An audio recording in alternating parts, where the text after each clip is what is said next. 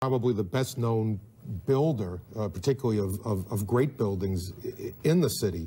There's a great deal of question about whether or not the damage and the ultimate destruction of the buildings was caused by the airplanes, by architectural defect, or possibly by bombs or aftershocks. Do you have any thoughts on that? Well, it was an architectural defect. You know, the World Trade Center was always known as a very, very strong building. Don't forget, that took a big bomb in the basement. Now, the basement is the most vulnerable place because that's your foundation, and it withstood that. And I got to see that area about 3 or 4 days after it took place because one of my structural engineers actually took me for a tour because he did the building. And I said, I can't believe it. The building was standing solid, and half of the columns were blown out. I mean, so this was an unbelievably powerful building.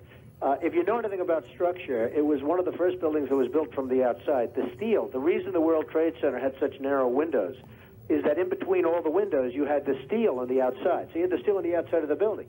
That's why when I first looked, and you had big, heavy I-beams, when I first looked at it, I couldn't believe it because there was a hole in the steel. And this is steel that was, you remember the width of the windows in the World Trade Center, folks. I think you know, if you were ever up there, they were quite narrow.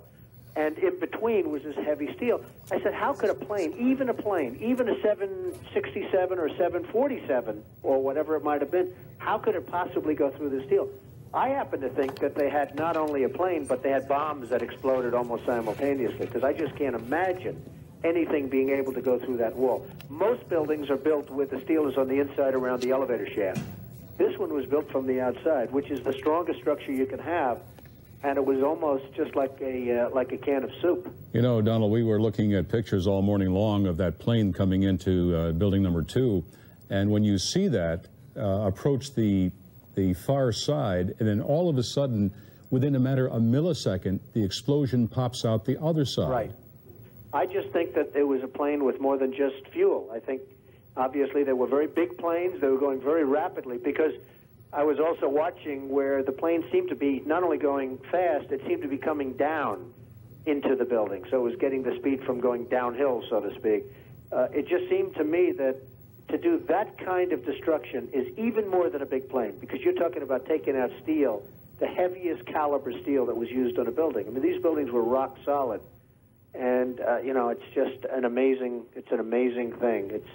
This country is different today, and it's going to be different than it ever was for many years to come.